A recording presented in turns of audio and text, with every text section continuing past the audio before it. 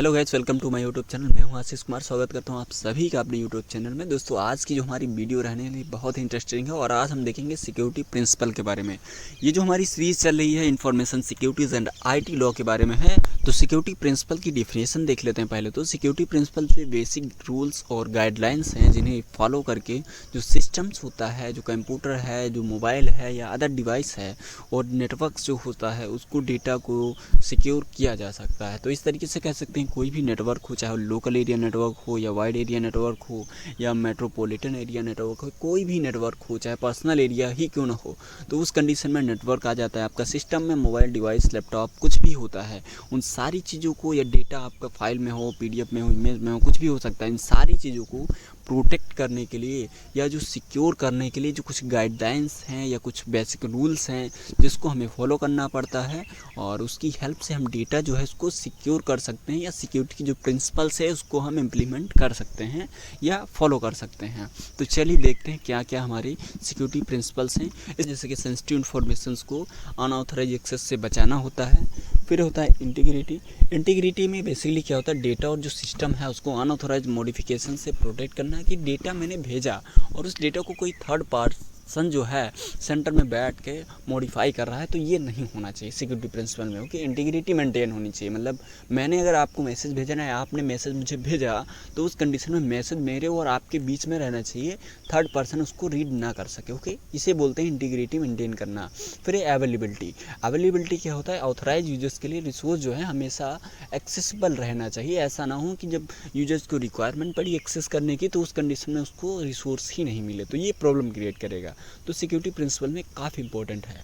फिर है ऑथराइजेशंस या ऑथेंटिकेशंस, तो उनको हम देखेंगे। तो पहले देखेंगे ऑथेंटिकेशन क्या होता है।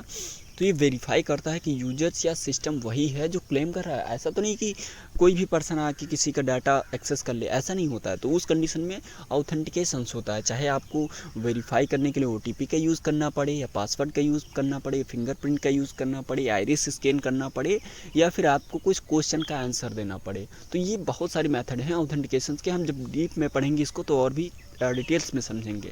फिर है ऑथराइजेशंस। तो ऑथराइजेशंस क्या होता है या एक्सेस कंट्रोल क्या होता है। ओनली ऑथराइज यूजर्स को रिसोर्स तक पहुंचने की परमिशन दी जाती है, जिससे क्या होता है जो डेटा है सिक्योर रहेगा।